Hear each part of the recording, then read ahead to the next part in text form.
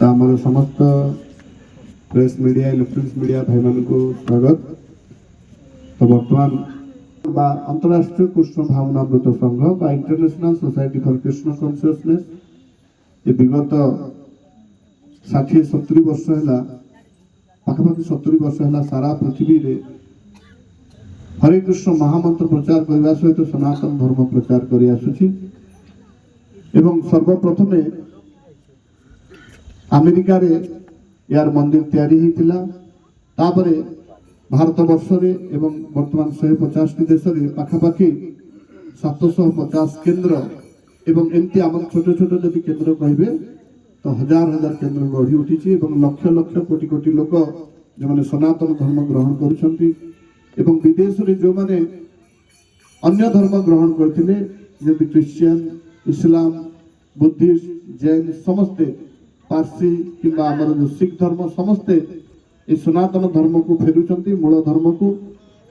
तो बरगढ़ में आमर ये इस्कन 2021 मसीहा मार्च 1 तारिख दिन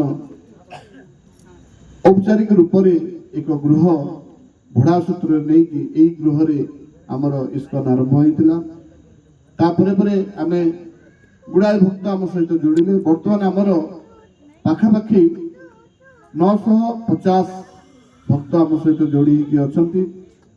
आमर कार्यक्रम प्रत्येक दिन सकाळ 5:30 मंगल आरती हुए, तापरे तुलसी आरती नृसिंह आरती गुरु पूजा यहीपरि भाव में कार्यक्रम 8:30 सुधा हुए। यहाँ दैनंदिन कार्यक्रम ता बाहर आमे प्रत्येक रविवार संडे लव फिस्ट बा रविवार प्रीति भोजन कार्यक्रम रखीचु जहाँकि आपण आज आइसंती रविवार दिन यही कार्यक्रम रे पाखापाखि 130 रु 150 भक्त प्रत्येक रविवार आमको जॉइन करती। या सहित आम विभिन्न महोत्सव जमती जन्माष्टमी गौर पूर्णिमा नृसिंह चतुर्दशी यहीपरि भाव में जिते आमर वैष्णव कैलेंडर रे जहाँ किसी कार्यक्रम रही पालन हुए। किंतु मेन आपण समस्ते जानिबा कथा जे इस्कन को बहुत लोग भावती ये गोटे विदेशी संस्था बोली भावती। ये संस्था अमेरिका रू आरंभ होती किंतु समस्ते जानिबा कथा जे हिज डिवाइन ग्रेस एसी भक्ति वेदांत स्वामी प्रभुपाद जी इस्कन संस्थापक आचार्य से कलिकता रे जन्म होते। ना थिला अभय चरण दे जन से बांग्ला भाषाभाषी लोक एवं कलिकता रे तांकर जन्म से जड़े प्योर इंडियन थे एवं भारत वर्ष से प्रचार करने को चेष्टा करते किंतु भारत वर्ष रे आमे माने अल्प ज्ञान भय करी आमे माने कहीं भी कृष्ण को भगवान रूप में ग्रहण करने को चाहू ना कहीं भी भगवत गीतार वाणी को ग्रहण करू ना से आमे जो पाश्चात्य लोक मानकर स्टाइल को फॉलो करचु से गले अमेरिका गले से पाश्चात्य लोक मान से परिवर्तन कले एवं बर्तमान आम समस्त से पाश्चात्य लोक को देखिकी बहुत लोक जानते जे विदेशी माने जदि यहीपरि भाव में फॉरेनर माने यही सनातन धर्म ग्रहण कर भारत वर्ष जन्म होकर आम कहीं सुजोग छाड़ा तो यही उद्देश्य बहुत लोक आसछंती।